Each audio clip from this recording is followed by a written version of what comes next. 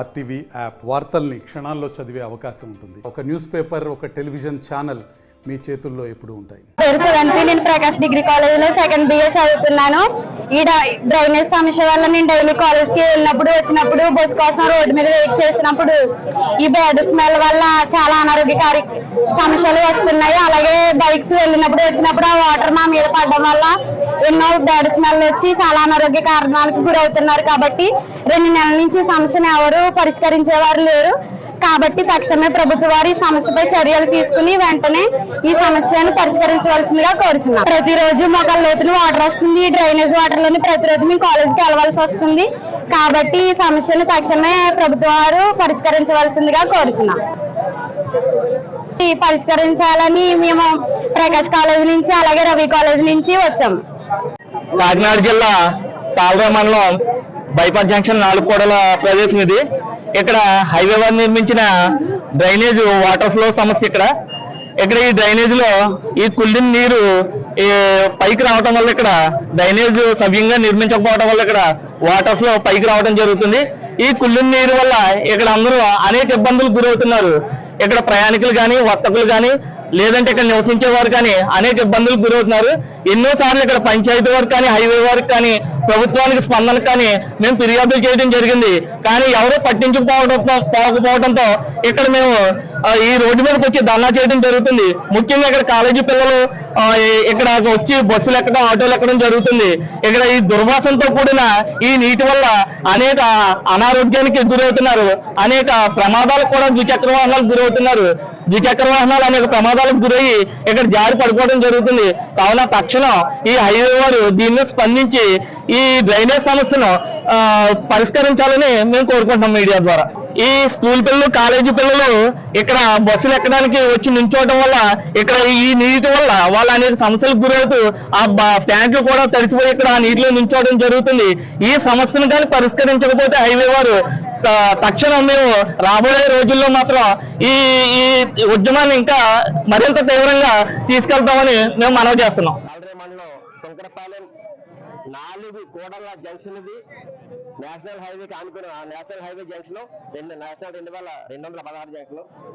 ఈ జంక్షన్ లో గత కొన్ని నెలలుగా మరి కుళ్ళిన నీరు పైకి వచ్చి అనేక ఇబ్బందులకు ప్రజలను, వ్యాపారస్తులకు, అలాగే విద్యార్థులకు, ప్రయాణికులకు అనేక ఇబ్బందులు కలుగుతూ ఉన్నాయి. హైవే వారు డ్రైనేజ్ అయితే నిర్మించారు కానీ మరి ఆ డ్రైనేజీలో చెత్త చెదారం అడ్డుపడి వాటర్ వెళ్లాల్సింది.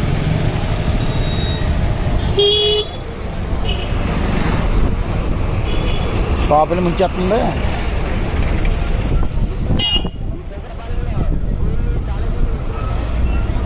ఇక్కడ తీసుకో జల వాడుతున్నాం.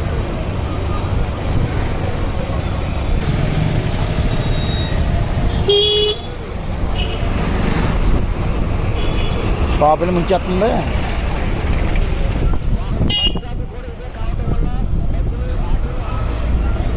ఇక్కడ తీసుకో జల వాడుతున్నాం. ఈ యొక్క దుర్వాసన భరించలేక చాలా ఇబ్బందులు పడుతూ ఉన్నారు. అలాగే అనారోగ్యాలకు కూడా గురవుతున్నారు. మరి ఈ చుట్టుపక్కల ఉన్నటువంటి వ్యాపారస్తులు ఎదురుగా ఈ నీరు నిల్వ ఉండటం వల్ల, ఈ దుర్వాసన వల్ల వాళ్ళు కూడా అనారోగ్యాలకు గురవుతున్నారు.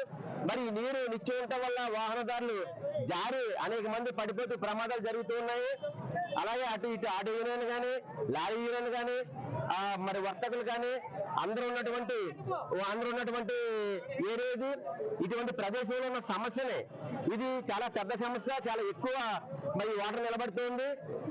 అయితే ఈ యొక్క సమస్య గురించి మేము హైవే వారికి కంప్లైంట్ చేశాము. వారైతే మా దగ్గర డబ్బులు మరి మేము ఇప్పుడు చేయలేమని చెప్పారు. పంచాయతీకి కంప్లైంట్ చేశాము. పంచాయతీ వారైతే ఇది హైవేకి సంబంధించింది, మరి మేము చేసేది ఏమీ లేదని చెప్పారు.